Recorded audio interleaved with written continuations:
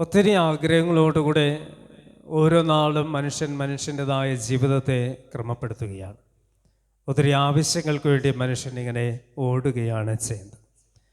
ഈ ആവശ്യങ്ങളും ആഗ്രഹങ്ങളും ഒക്കെ പൂർത്തീകരിക്കുവാനായി മനുഷ്യൻ പല വഴികൾ തിരഞ്ഞെടുക്കാറുണ്ട്. പലപ്പോഴും തിരഞ്ഞെടുക്കുന്ന വഴികൾ അത് നീതിക്ക് യുക്തമല്ലാത്ത വഴികളായി തീരപ്പെടുകയാണ്. ആഗ്രഹങ്ങളെ നേടിയെടുക്കുവാനായിട്ട് മനുഷ്യൻ്റെ ജീവിതത്തെ പല വഴികളിൽ കൂടെ ഒന്ന് ക്രമപ്പെടുത്തുകയാണ്.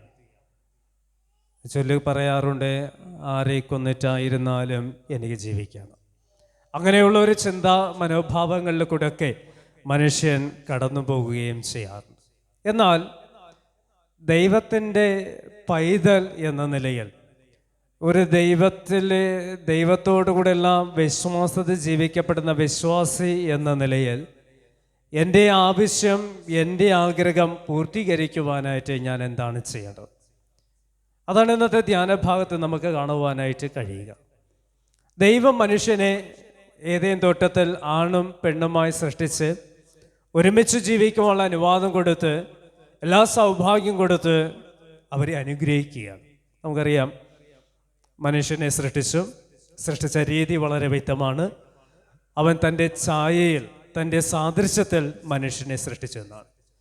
ദൈവം തൻ്റെ രൂപത്തിൽ മനുഷ്യനെ സൃഷ്ടിക്കുമ്പോൾ ആ ഒരു രൂപം മാത്രമല്ല മനുഷ്യന് കൊടുത്തിരുന്നത്, മറിച്ച് ആ രൂപത്തോടൊപ്പം ദൈവത്തിൻ്റെ സാദൃശ്യം, ദൈവത്തിൻ്റെ സ്വഭാവം, ദൈവത്തിൻ്റെ ജീവൻ, ദൈവത്തിൻ്റെ ജീവശ്വാസം അവനിലേക്ക് പകർന്നു കൊടുക്കുക എന്ന് പറയുമ്പോൾ, മനുഷ്യനെ സൃഷ്ടിച്ച ദൈവം മനുഷ്യന് ആവശ്യമായി ജ്ഞാനവും വിവേകവും ആലോചനയും ഒക്കെ കൊടുത്ത് മനുഷ്യനെ അവൻ സൃഷ്ടിച്ചു. തുടർന്ന് മനുഷ്യൻ ഏകനായിരിക്കും നന്നല്ല എന്ന് കർത്താവ് കാണുന്നുണ്ട്. തക്ക സമയത്ത് തക്കതായ ഒരു തുണയുണ്ടാക്കി കൊടുത്തു. ആ തുണയുണ്ടാക്കി കൊടുക്കുമ്പോഴും ഇത്തരത്തിലുള്ള ഒരു അവസ്ഥയാണ് സ്ത്രീക്ക് കൂടെ ദൈവം നൽകുകയും ചെയ്യുന്നത്. അപ്പോൾ ഏതേൻ തോട്ടത്തിൻ്റെ അനുഭവത്തിൽ ഈ രണ്ടുപേരെ കൊണ്ടത് ചെന്നാക്കി ഏതേൻ തോട്ടത്തിൻ്റെ സന്തോഷത്തിൽ അവർ ജീവിക്കുകയാണ്. ഏതേൻ തോട്ടത്തിൽ അവർക്ക് എങ്ങനെ ജീവിക്കുവാൻ, ഏത് തരത്തിൽ ജീവിക്കുവാനുള്ള സാധ്യതകളും സാഹചര്യങ്ങളും ദൈവം ഒരുക്കി കൊടുത്തു. ഭക്ഷണ പദാർത്ഥങ്ങൾ ദൈവം കൊടുത്തു. ജീവിക്കുവാനുള്ള എല്ലാ മേഖലകളും കർത്താവ് അവർക്ക് നൽകുകയും ചെയ്തു എന്ന് തിരുവചനം വ്യക്തമാക്കുകയാണ്. എന്നാൽ മനുഷ്യൻ ആഗ്രഹങ്ങളുള്ളവരാണ്, ആശകളുള്ളവരാണ്. മനുഷ്യനായി ജീവിക്കുവാൻ ആഗ്രഹിച്ചപ്പോൾ, മനുഷ്യൻ ദൈവമായി ജീവിക്കുവാൻ ആഗ്രഹിച്ചപ്പോൾ അവൻ പാപത്തിൻ്റെ അവസ്ഥയിലേക്ക് വഴുതി വീഴുകയാണ്. അവൻ പാപം ചെയ്യുകയാണ്. പാപം ചെയ്തപ്പോഴാണ് ഈ പറഞ്ഞ കാര്യങ്ങളൊക്കെ മനുഷ്യൻ നഷ്ടമായി പോകുന്നത്. അവൻ ദൈവ സാദൃശ്യം നഷ്ടമാക്കി, ദൈവിക തേജസ് നഷ്ടമാക്കി, ദൈവം അവന് നൽകിയ ജീവന്റെ ശ്വാസം നഷ്ടമാക്കി, ദൈവം അവന് നൽകിയതായ ജ്ഞാനവും ആലോചനയും വിവേകവും ഒക്കെ അവൻ നഷ്ടമാക്കി. അവൻ പാപത്തിൻ്റെ താഴ്വാരത്തിൽ കൂടെ കടന്നുപോയി എന്ന് തിരുവചനം നമ്മെ ഓർമ്മപ്പെടുത്തിയാണ്. ഇവിടെ മനുഷ്യൻ പാപത്തിൻ്റെ അവസ്ഥയിലേക്ക് കടന്നു പോകുവാനായിട്ട് കാരണം എന്താണ്? മനുഷ്യൻ ദൈവ തേജസ് നഷ്ടമായി, മനുഷ്യൻ ഉണ്ടായിരുന്ന ദൈവ തേജസ് നഷ്ടമായി പോകുവാൻ കാരണം എന്താണ്? അതാണ് ഞാൻ ആദ്യം പറഞ്ഞത്, മനുഷ്യൻ്റെ ആഗ്രഹം. മനുഷ്യൻ്റെ ആഗ്രഹത്തിനോടൊത്തവണ്ണം മനുഷ്യൻ ജീവിക്കുവാനായിട്ട് ശ്രമിച്ചപ്പോഴാണ് അവർ പാപത്തിൻ്റെ താഴ്വാരങ്ങളിൽ കൂടെ കടന്നുപോയി. മനുഷ്യൻ്റെ ആഗ്രഹം എന്ന് പറയുന്നത് ദൈവത്തെ പോലെ ആയിത്തീരുക എന്നതാണ്. അവനെ ആഗ്രഹത്തിലേക്ക് നയിച്ചത് പൈശാച് ശക്തിയായിരുന്നു, പിശാചാണ്. പിശാച് അവനോടുകൂടെ പറയുന്നത്, ഇത് ഭക്ഷിച്ചു കഴിഞ്ഞാൽ നിങ്ങൾ ദൈവത്തെ പോലെ ആയിത്തീരും, നിങ്ങളുടെ കണ്ണുകൾ തുറക്കപ്പെടും, നിങ്ങൾ ജീവനിലേക്ക് കടന്നു എന്നൊക്കെ സൗഭാഗ്യത്തിൻ്റെ, ഇമ്പത്തിൻ്റെ, വശീകരണത്തിൻ്റെ വാക്കുകൾ ആ മനുഷ്യൻ്റെ ഹൃദയത്തിലേക്ക് ഒന്ന് അടിച്ചേൽപ്പിച്ചപ്പോൾ മനുഷ്യൻ ചിന്തിക്കുകയാണ്, മനുഷ്യൻ ആഗ്രഹിക്കുകയാണ്. അവൻ്റെ ആവശ്യമെന്നത് ആ ഒരു തലത്തിലേക്ക് മാറിപ്പോവുകയാണ്. അവൻ ദൈവത്തെ പോലെയാകുവാൻ ആഗ്രഹിച്ചു. പാപം എന്ന ആ ഒരു വൃക്ഷത്തിൻ്റെ ഫലം പറിച്ചെടുത്ത് ഭക്ഷിച്ച് ദൈവ തേജസ് നഷ്ടമാക്കി, ദൈവം നൽകിയ ജ്ഞാനവും വിവേകവും നഷ്ടമാക്കി. ദൈവ ആലോചനയിൽ നിന്നും മാനുഷികമാവുന്ന ആലോചനയിലേക്ക്, പൈശാചികതയുടെ ആലോചനയിലേക്ക്, പൈശാചിക തിന്മകളുടെ ആലോചനയിലേക്ക് മനുഷ്യൻ വഴുതി വീഴുകയും ചെയ്യപ്പെടുന്നു. പ്രിയപ്പെട്ടവരെ, നാം നമ്മോട് ചോദിക്കേണ്ട ഒരു ചോദ്യമുണ്ട്. നമ്മുടെ ആവശ്യം നമ്മെ ദൈവത്തോടുകൂടെ അടുപ്പിക്കുന്നുണ്ടോ? നമ്മുടെ ആഗ്രഹം നമ്മെ ദൈവത്തോടുകൂടെ അടുപ്പിക്കുന്നുണ്ടോ? അതോ നമ്മെ ദൈവത്തിൽ നിന്നും അകറ്റുന്നുണ്ടോ? ഒത്തിരിയേറെ ആഗ്രഹങ്ങളിൽ കൂടെ യാത്ര ചെയ്യുന്ന നമ്മുടെ ആഗ്രഹം നമ്മെ ദൈവത്തോടുകൂടെ ചേർത്ത് പിടിക്കുന്നുണ്ടോ? ദൈവത്തോടുകൂടെ ജീവിക്കുവാനായിട്ട് നമുക്ക് നമ്മുടെ ആഗ്രഹങ്ങൾക്ക് സാധ്യമാകുന്നുണ്ടോ? പലപ്പോഴും ദൈവത്തെ ചേർത്ത് പിടിക്കാതെ ദൈവഹിതപ്രകാരത്തെ വിട്ടുപേക്ഷിച്ച് മാനുഷികമായ ഹൃദയപ്രകാരം ജീവിക്കപ്പെടുമ്പോൾ നഷ്ടങ്ങളുടെ താഴ്വാരങ്ങളിൽ കൂടെ നാം കടന്നു പോകാറുണ്ട്. ദൈവികമായ സ്നേഹത്തിന്റെ ബന്ധം നഷ്ടമാക്കാറുണ്ട്. ദൈവികമായ വിവേചനവും ആലോചനയും വിവേകവും ജ്ഞാനവും ഒക്കെ നഷ്ടമാക്കി സ്വാർത്ഥമാകുന്ന തലങ്ങളിൽ കൂടെ മനുഷ്യൻ ജീവിക്കാറുണ്ട്. അത്തരത്തിലുള്ള ജീവിതമല്ല ദൈവം നമ്മിൽ ആഗ്രഹിക്കും. നമ്മുടെ ധ്യാനഭാഗത്ത് വരുമ്പോൾ നമുക്ക് കാണുവാൻ കഴിയുന്നത് തന്നെയാണ് ആഗ്രഹം നിറവേറ്റുന്ന ദൈവത്തോട് ചേർന്ന് ജീവിക്കുക. എങ്ങനെയാണ് എനിക്ക് ആഗ്രഹം നിറവേറ്റുവാനായിട്ട് കഴിയുക? എങ്ങനെയാണ് എൻ്റെ ആഗ്രഹം എനിക്ക് പൂർത്തീകരിക്കുവാനായിട്ട് കഴിയുക? എങ്ങനെയാണ് എൻ്റെ ആവശ്യം നേടിയെടുക്കുവാൻ എനിക്ക് കഴിയുക? എങ്ങനെയാണ് ഞാൻ ആഗ്രഹിക്കുന്ന തലങ്ങളിൽ കൂടെ എത്തിച്ചേരുവാൻ കടന്നു പോകുവാൻ എനിക്ക് കഴിയുക? ഒരു ദൈവ പൈതൽ എന്ന നിലയിൽ, ഒരു ദൈവവിശ്വാസം എന്ന നിലയിൽ എൻ്റെ ആഗ്രഹങ്ങളെ സാധ്യമാക്കേണ്ടത് ദൈവവുമാകുന്ന ആഴമേറിയ ബന്ധത്തിൽ കൂടെ കടന്നു പോകുമ്പോൾ മാത്രമേ എൻ്റെ ആഗ്രഹങ്ങളെ നേടുവാനായിട്ട്, എൻ്റെ ആഗ്രഹങ്ങളെ പൂർത്തീകരിക്കുവാൻ, ദൈവഹിതമുള്ള ആഗ്രഹങ്ങളെ സ്വന്തമാക്കുവാനായിട്ട് നമുക്ക് സാധ്യമാവുകയുള്ളൂ. ശലോമോൻ അവൻ ഉറങ്ങിക്കിടക്കുമ്പോൾ കർത്താവ് അവന് പ്രത്യക്ഷനായി. അവനോട് ചോദിക്കുന്ന ഒരു ചോദ്യമുണ്ട്. നിനക്ക് ആവശ്യമുള്ളത് ചോദിച്ചു കൊള്ളുക, ആവശ്യമുള്ള വരം ചോദിച്ചു കൊള്ളുക. എന്ത് ചോദിച്ചാലും ഞാൻ നിനക്ക് നൽകാം. എന്ത് ചോദിച്ചാലും ഞാൻ നിനക്ക് നൽകാം. ഇവിടെ നമുക്ക് കാണുവാൻ കഴിയുന്ന കർത്താവിൻ്റെ ഒരു സ്വഭാവത്തെയാണ്. കർത്താവിൻ്റെ സ്വഭാവം എന്ന് പറയുന്നത് ഞാനും നിങ്ങളും ചോദിക്കുന്നതിലും നനയ്ക്കുന്നതിലും അധികമായി നന്മ നൽകുവാൻ മനസ്സുള്ളതാണ് എൻ്റെ കർത്താവിൻ്റെ സ്വഭാവം. നമ്മുടെ കർത്താവിൻ്റെ ആഗ്രഹം എന്ന് പറയുന്നത് ഞാൻ ആഗ്രഹിക്കുന്നത് നനയ്ക്കുന്നതിലും അധികമായ നേട്ടങ്ങൾ നൽകി എന്നെ ചേർത്ത് പിടിക്കുക എന്നത് തന്നെയാണ്. ആ ദൈവം ഇവിടെ ശലോമോനോട് ചോദിക്കുന്നുണ്ട്, ഞാൻ നിനക്ക് എന്താ ചെയ്തു തരേണ്ടത്? നീ ചോദിക്കുന്ന വരമൊക്കെയും നീ എന്ത് ചോദിച്ചാലും ഞാൻ നിനക്ക് അത് നൽകും എന്ന് കർത്താവ് അവനോടുകൂടെ പറയുമ്പോൾ ശലോമോൻ അവിടെ അവൻ പറയുന്ന ദൈവത്തോടുകൂടെ സംസാരിക്കുന്ന ഒരു ഭാഗമുണ്ട് 7 മുതലുള്ള വാക്യത്തിൽ. അവൻ എങ്ങനെയാ പറയുന്നത്? ഗുണവും ദോഷവും തിരിച്ചറിഞ്ഞ് നിന്റെ ജനത്തിന് ന്യായപാലനം ചെയ്യുവാൻ വിവേകം ഉള്ള ഒരു ഹൃദയം അവിടുന്ന് എനിക്ക് തരയണമേ. ഞാൻ പറയുകേണ്ട ദൈവത്തിൻ്റെ സ്വഭാവം എന്ന് പറയുന്നത് ആഗ്രഹിക്കുന്നതിൽ അധികമായി നൽകി എന്നെ ചേർത്ത് പിടിക്കുന്നത് തന്നെയാണ്. അതാണ് ദൈവത്തിൻ്റെ സ്വഭാവം. ഞാൻ ചിന്തിക്കുന്നതിൽ അധികമായി നൽകുന്നതാണ്. ഇവിടെ 12 മുതൽ വാക്യം നാം ഒന്ന് പഠിക്കുമ്പോൾ കർത്താവ് അവൻ ചോദിച്ച നൽകിയ, അവനെ കൃതാർത്ഥനായി തീർന്നിട്ട് അവൻ ചോദിച്ചതിന് അധികമായി നൽകി അവനെ അനുഗ്രഹിക്കാൻ ഇവിടെ പറയുന്നിങ്ങനെ, ഞാനും വിവേകമുള്ളൊരു ഹൃദയം ഞാൻ നിനക്ക് തന്നിരിക്കുന്നു, കൂടാതെ നീ അപേക്ഷിക്കത്തതായ സമ്പത്തും മഹത്വവും കൂടെ ഞാൻ നിനക്ക് തന്നിരിക്കുന്നു. നിന്റെ ആയുഷ്കാലത്തൊക്കെയും രാജാക്കന്മാരിൽ ഒരുത്തനും നിനക്ക് സമനായി തീരത്തില്ല. ഒരു മനുഷ്യനും നിനക്ക് നേരെ വരത്തില്ല. ഒരു മനുഷ്യനും നിനക്ക് നേരെ തല ഉയർത്തത്തില്ല. ഒരു മനുഷ്യനും നിന്നെ നശിപ്പിക്കത്തില്ല. ഒരു മനുഷ്യനും നിന്നോടുകൂടെ ജയിക്കത്തില്ല. അത്രത്തോളമുള്ള അനുഗ്രഹം, അത്രത്തോളമുള്ള നേട്ടമാണ് പ്രിയപ്പെട്ടവരെ ശലോമോന് ദൈവം നൽകുന്നത്. ഈ ധ്യാനഭാഗം ധ്യാനിക്കുമ്പോൾ, ഓർക്കുമ്പോൾ, വായിക്കുമ്പോൾ മനസ്സിലാക്കേണ്ട ഒരു കാര്യം, ഞാൻ ദൈവത്തോടുകൂടെ നീതിയുക്തമാകുന്ന ഒരു കാര്യം ചോദിക്കുകയാണെങ്കിൽ അത് ദൈവത്തിൻ്റെ കാഴ്ചപ്പാടിൽ നീതിയുടെ ഒരു ചോദ്യം അല്ലെങ്കിൽ നീതിയുടെ ഒരു വാക്ക് ആണ് എന്ന് ദൈവത്തിന് ബോധ്യപ്പെട്ട് കഴിഞ്ഞാൽ ഞാൻ ചോദിക്കുന്നതിൽ അധികമായി നൽകി എന്നെ അനുഗ്രഹിക്കുവാനായിട്ട്, എൻ്റെ ആഗ്രഹങ്ങളെ പൂർത്തീകരിച്ച് തരുവാനായിട്ട് എൻ്റെ ദൈവത്തിന് സാധ്യമാണ്. ഇവിടെ ശലോമോൻ്റെ ആഗ്രഹം എന്ന് പറയുന്നത്, ശലോമോൻ്റെ ആവശ്യമെന്ന് പറയുന്നത് വളരെ ലളിതമായ ഒരു ആവശ്യമാണ്. ഈ ജനത്തെ നയിക്കുവാനായിട്ടുള്ള ഒരു വിവേകം എനിക്ക് തരണമേ, ആലോചന എനിക്ക് തരണമേ, നല്ല ഹൃദയം എനിക്ക് തരണമേ, നല്ല ചിന്ത എനിക്ക് തരണമേ. ഇത് മാത്രമാണ് ശലോമോന്റെ ആവശ്യം. മറ്റൊന്നുമല്ല, സമ്പത്തല്ല, ഭൗതികതയല്ല, നേട്ടങ്ങളല്ല. ഇതൊന്നും കർത്താവിനോടുകൂടെ ശലോമോൻ ചോദിച്ചില്ല. ശലോമോൻ ചോദിച്ചത് കർത്താവ് നൽകുക മാത്രമല്ല, അതിലുപരിയായി നൽകി ആഗ്രഹങ്ങളുടെ നേട്ടങ്ങൾ കൊയ്തെടുക്കുവാനുള്ള വഴികൾ കർത്താവായ ദൈവം ശലോമോന് കൊടുക്കുകയും ചെയ്യുന്നുണ്ട്. പ്രിയപ്പെട്ടവരെ, ജ്ഞാനവും വിവേകവുമുള്ള ഹൃദയം എന്തിനാണ് ദൈവം നമുക്ക് നൽകുക? ജ്ഞാനവും വിവേകവുമുള്ള ഹൃദയം കർത്താവ് എന്തിനാണ് നമുക്ക് നൽകുന്നത്? ഇവിടെ ചോദിച്ചു, എനിക്ക് ആ ഒരു ഹൃദയം മാത്രം മതി. നമുക്കെല്ലാവർക്കും കർത്താവ് നൽകിയിട്ടുണ്ട്. ആലോചനയുടെ ആത്മാവിന് കർത്താവ് നൽകിയിട്ടുണ്ട്. വിവേകത്തിൻ്റെ ആത്മാവിന് കർത്താവ് നൽകിയിട്ടുണ്ട്. ജ്ഞാനത്തിൻ്റെ ആത്മാവിന് കർത്താവ് നമുക്ക് നൽകിയിട്ടുണ്ട്. അപ്പോൾ എന്തിനാണ് ഈ ജ്ഞാനവും വിവേചനം വിവേകവും ഒക്കെ കർത്താവ് നമുക്ക് നൽകുന്നത്? 3 ചിന്തകളിലൂടെ നമുക്ക് പെട്ടെന്ന് കടന്നു പോകാം. 1, നന്മ തിന്മകളെ തിരിച്ചറിഞ്ഞ് പ്രവർത്തിക്കുവാനായിട്ട്. നന്മ തിന്മകളെ തിരിച്ചറിഞ്ഞ് പ്രവർത്തിക്കുവാനായിട്ട് കർത്താവ് എനിക്ക് വിവേകമുള്ള ഹൃദയത്തെ നൽകിയാണ്.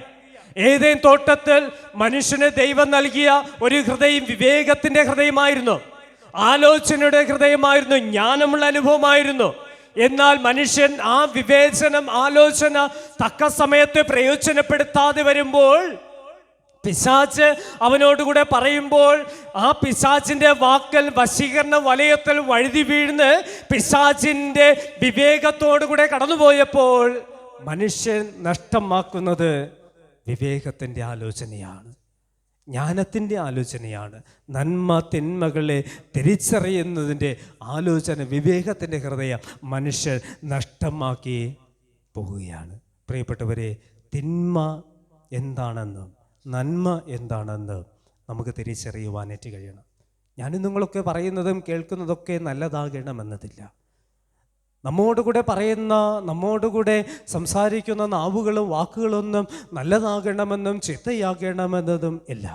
കേൾക്കുന്നത് വിവേകപൂർവം തിരിച്ചറിയുവാന്, ഏതാണ് നന്മ ഏതാണ് തിന്മ എന്ന് തിരിച്ചറിയുവാൻ നമുക്ക് കഴിയണം. അല്ലാതെ നമ്മുടെ ജീവിതത്തെ വിവേകത്തിൻ്റെ അനുഭവത്തോടു കൂടെ കൊടുക്കാതെ, നന്മയുടെ അനുഭവത്തോടു കൂടെ കൊടുക്കാതെ വശീകരണ വലയങ്ങളിലേക്ക് വഴുതി വീഴുമ്പോൾ മാത്രമാണ് ജ്ഞാനത്തിൻ്റെ ആത്മാവ് എന്നെ നഷ്ടമായി തീരുക. കഴിഞ്ഞ ദിവസങ്ങളുടെ പ്രസംഗ വിഷയങ്ങളിൽ കൂടെ നാം കടന്നുപോയത് തന്നെയാണ്. നമ്മുടെ യുവവാക്കൾ വശീകരണ വലയങ്ങളിൽ വഴുതി വീഴുന്നത് ശരിയായ വിവേചനത്തിൻ്റെയും വിവേകത്തിൻ്റെ ഹൃദയം നഷ്ടമായി തീരുമ്പോഴാണ്. യുവാക്കൾ പല വശീകരണ വാക്കുകളിൽ അകപ്പെട്ടു പോകുന്നത് ഈ നന്മ തിന്മകളെ തിരിച്ചറിയുവാനുള്ള വിവേചന അനുഭവം എനിക്ക് നഷ്ടമായി തീരുമ്പോഴാണ്. നേട്ടങ്ങൾ കൈവരിക്കുവാനുള്ള ഓട്ടങ്ങളുടെ പിന്നാലെ കടന്നു പോകുമ്പോഴാണ് നഷ്ടമായി തീരുന്നത് ഈ വിവേകവും ആലോചനയും ജ്ഞാനമൊക്കെ.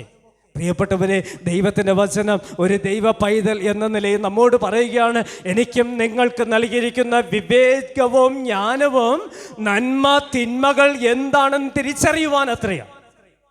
വശീകരണ വാക്കുകൾ നൽകി എന്നെ പിടിച്ചെടുക്കുവാനായിട്ട് ശ്രമിക്കുന്ന വലയങ്ങളിലേക്ക് വഴുതി വീഴുക എന്നതല്ല.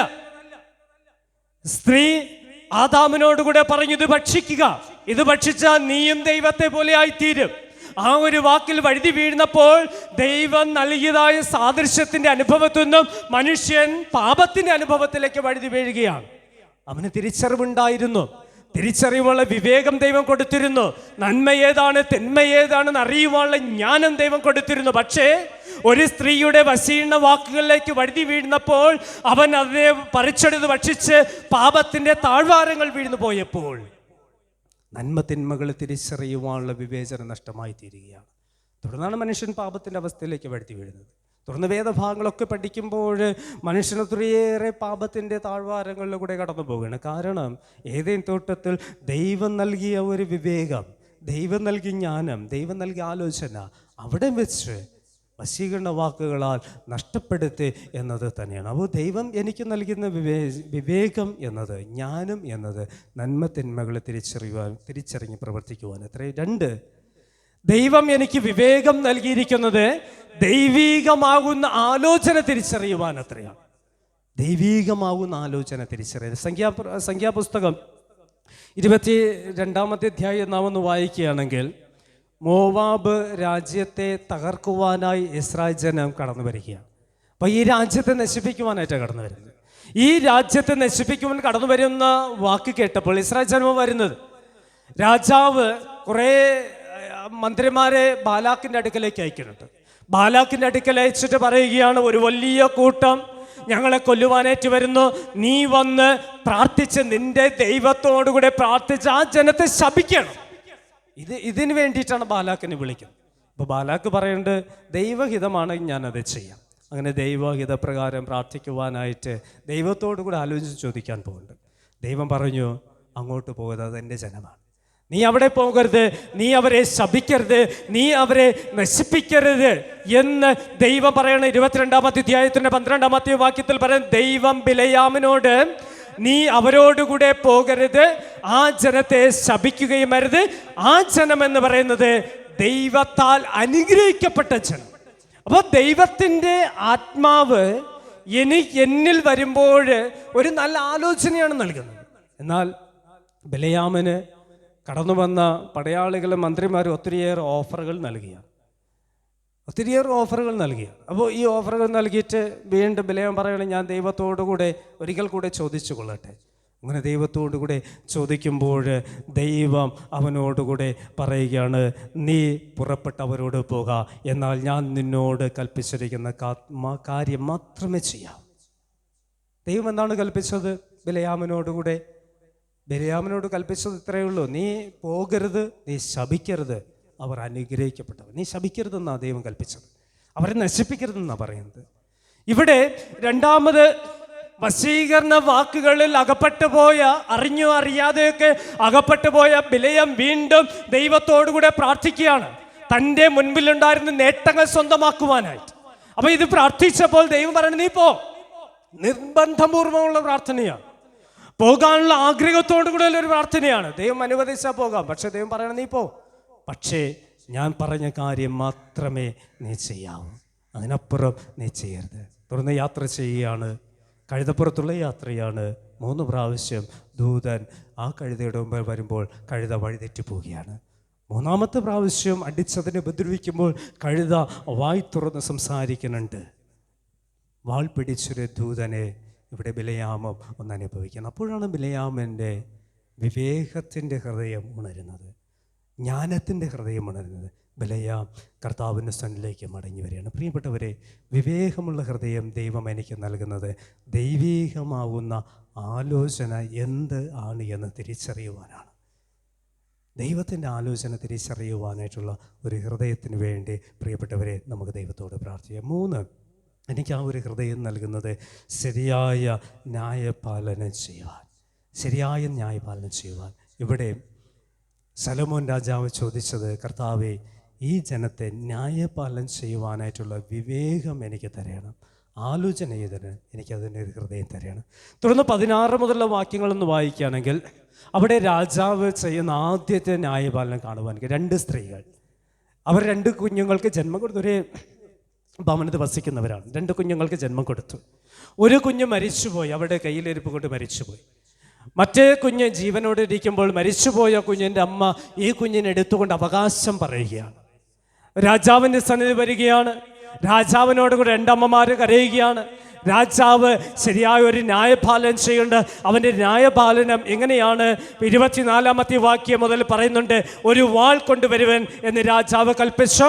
അവർ ഒരു വാൾ കൊണ്ട് രാജസന്നിധിയിൽ കൊണ്ടുവന്നു. അപ്പോൾ രാജാവ് ജീവനുള്ള കുഞ്ഞിനെ 2ആയി പിളർന്ന് പാതി ഒരുത്തിക്കും പാതി മറ്റവൾക്കും കൊടുപ്പേൻ. ഒക്കെ ഇവിടെ രാജാവ് നീതിയുക്തമായ ന്യായപാലനം ചെയ്യുക. ആ അമ്മയുടെ കുഞ്ഞ്, അതിലൊരു അമ്മയുടെ കുഞ്ഞാണ്. അമ്മയുടെ കുഞ്ഞിനെ ഒരമ്മയ്ക്ക് കയ്യിലല്ല ഏൽപ്പിച്ചത്. ന്യായപാലനം ചെയ്യുന്നത് എങ്ങനെയാണ്? വാള് കൊണ്ടുവന്ന് അതിനെ വെട്ടി ജീവനോടുകൂടെ കൊന്ന് 2 പേർക്കും വിഭാഗിച്ചു കൊടുക്കാം. അപ്പോഴാണ് ശരിയായ അമ്മ വിലപിച്ചുകൊണ്ട് ഇങ്ങനെ പ്രാർത്ഥിക്കുന്നത് 26-ാമത്തെ വാക്യത്തിൽ, അല്ലയോ യജമാനനെ, അയ്യോ തമ്പുരാനെ, ജീവനുള്ള കുഞ്ഞിനെ കൊല്ലരുതേ, അതിനെ അവൾക്ക് കൊടുത്തുകൊള്ളുവൻ എന്ന് പറഞ്ഞു. മറ്റവളോ, എനിക്ക് വേണ്ട, നിനക്കും വേണ്ട, അതിനെ പിളർന്നു കൊള്ളട്ടെ. അപ്പോൾ രാജാവ് ജീവനുള്ള കുഞ്ഞിനെ കൊല്ലരുത്, അവൾക്ക് കൊടുപ്പൻ, കൊല്ലരുത് എന്ന് പറഞ്ഞ് അമ്മയ്ക്ക് കൊടുപ്പൻ എന്ന് കൽപ്പിക്കുകയും ചെയ്തു. ഇവിടെയാണ് ന്യായപാലനത്തിൻ്റെ വിവേക ഹൃദയത്തെ, ജ്ഞാനത്തിൻ്റെ ഹൃദയത്തെ നമുക്ക് കാണുവാനായിട്ട് കഴിയുക. ദൈവം നമുക്ക് ഓരോരുത്തർക്കും വിവേകം നൽകിയിരിക്കുകയാണ്. നന്മ തിന്മകളെ തിരിച്ചറിയുവാൻ, ദൈവത്തിൻ്റെ ആലോചന തിരിച്ചറിയുവാൻ, ശരിയായി ന്യായപാലനം നിർവഹിക്കുവാൻ. പ്രിയപ്പെട്ടവരെ, ഈ ആലോചന അത് ഉൾക്കൊണ്ടുകൊണ്ട് അതിനോടൊപ്പം ചേർന്ന് പോകുവാൻ ദൈവത്തോട് നമുക്ക് പ്രാർത്ഥിക്കാം. വായിച്ചയുടെ സുവിശേഷ ഭാഗത്തിലേക്ക് വരുമ്പോൾ നമുക്ക് കാണുവാൻ കഴിയുന്നുണ്ട്, കർത്താവായ ക്രിസ്തു ജ്ഞാനത്തിലും കൃപയിലും വളർന്നു വന്നു എന്നതാണ്. ജ്ഞാനത്തിലും കൃപയിലും വളർന്നു വന്നു. ദൈവീകമായ ജ്ഞാനവും കൃപയും പ്രാപിക്കുവാൻ ഞാൻ എന്താ ചെയ്യേണ്ടത്? അവിടെ ഇത്രമാത്രമേ പറയുള്ളൂ, ദൈവഹിതത്തിന് എൻ്റെ ജീവിതത്തെ സമർപ്പിക്കുക, ദൈവ ഇഷ്ടത്തിന് എൻ്റെ ജീവിതത്തെ സമർപ്പിക്കുക, ദൈവത്തോടുകൂടെയുള്ള ബന്ധം മുറുകെ പിടിച്ചുകൊണ്ട് ജീവിക്കുക. ഇത് മാത്രമാണ് ദൈവം നമ്മൾ ആഗ്രഹിക്കുക. ദൈവാലയത്തിൽ കടന്നുപോയ ക്രിസ്തു തൻ്റെ അമ്മയപ്പന്മാരോടുകൂടെ കടന്നുപോയി. പക്ഷേ മടങ്ങി വരുമ്പോൾ അമ്മയപ്പന്മാരോടുകൂടെ കടന്നു വരുന്നില്ല. ആ ക്രിസ്തു ദൈവാലയമുള്ള ബന്ധത്തിൽ നിലനിൽക്കുകയാണ്, ദൈവത്തോടുകൂടെയുള്ള ബന്ധത്തിൽ നിലനിൽക്കുകയാണ്. പ്രിയപ്പെട്ടവരെ, ആ ക്രിസ്തു ഇന്ന് എന്നെ പഠിപ്പിക്കുന്നത്, നമ്മെ പഠിപ്പിക്കുന്നത്, ഞാൻ നിങ്ങളൊക്കെ ദൈവാലയമുള്ള ബന്ധത്തിൽ നിലനിൽക്കേണ്ടവരാണ്, ദൈവവചനത്തിൻ്റെ ബന്ധത്തിൽ നിലനിൽക്കേണ്ടവരാണ്, ദൈവിക ആലോചനയുടെ ബന്ധത്തിൽ നിലനിൽക്കേണ്ടത്. ക്രിസ്തു ചോദിച്ച ചോദ്യം എങ്ങനെയാണ്? ഞാൻ എൻ്റെ ദൈവത്തിൻ്റെ ആലയത്തിൽ ഇരിക്കേണ്ടവൻ അല്ലയോ? നമ്മോട് നാം ചോദിക്കേണ്ട ചോദ്യം അത് തന്നെയാണ്. ഞാൻ എൻ്റെ ദൈവത്തിൻ്റെ ആലയത്തിൽ ഇരിക്കുവാൻ തിരഞ്ഞെടുക്കപ്പെട്ടവനല്ലയോ? ദൈവാലയത്തോട് ചേർന്നിരിക്കുവാൻ തിരഞ്ഞെടുക്കപ്പെട്ടവരാണ് നാം ഏവരും. ദൈവീക ശുശ്രൂഷ ഭാഗമാകുവാൻ തിരഞ്ഞെടുക്കപ്പെട്ടവരാണ് പ്രിയമുള്ളവരെ. ആ തിരഞ്ഞെടുക്കപ്പെട്ട ദൈവ മകൻ, മകൾ, ദൈവ വിശ്വാസി, ദൈവ പൈതൽ എന്ന നിലയിൽ നമുക്ക് പ്രാർത്ഥിക്കാം, കർത്താവേ, നന്മ തിന്മകൾ തിരിച്ചറിവാനുള്ള വിവേകം എനിക്ക് തരണമേ, ദൈവിക ആലോചന തിരിച്ചറിവാനുള്ള വിവേകം എനിക്ക് തരണമേ. എനിക്ക് അവിടുത്തെ ജ്ഞാനം നൽകുമ്പോൾ ആ ജ്ഞാനം ശരിയായി ന്യായപാലനം ചെയ്യുവാനായിട്ട് ആക്കിത്തരണമെന്ന് ദൈവത്തോട് നമുക്ക് പ്രാർത്ഥിക്കാം. അത്തരത്തിൽ പ്രാർത്ഥിച്ച് വിവേകമുള്ള ഹൃദയത്തോടുകൂടെ, ജ്ഞാനമുള്ള ഹൃദയത്തോടുകൂടെ പ്രവർത്തിക്കുവാൻ ദൈവം തൻ്റെ ആത്മാവിനെ നമ്മെ സഹായിക്കട്ടെ. സകല ബുദ്ധികവേ ദൈവസമാത്താൽ നമ്മുടെ ഹൃദയങ്ങളിൽ നിന്നുകൂടെ ക്രിസ്തേശ്വങ്ങൾ കാത്തു പരിപാലിക്കുമാറാകട്ടെ. ആമേൻ. നമുക്ക് എഴുന്നേൽക്കാം. നർമ്മശർവാക്യം പാടിയ ദൈവത്തോട് പ്രാർത്ഥിക്കാം.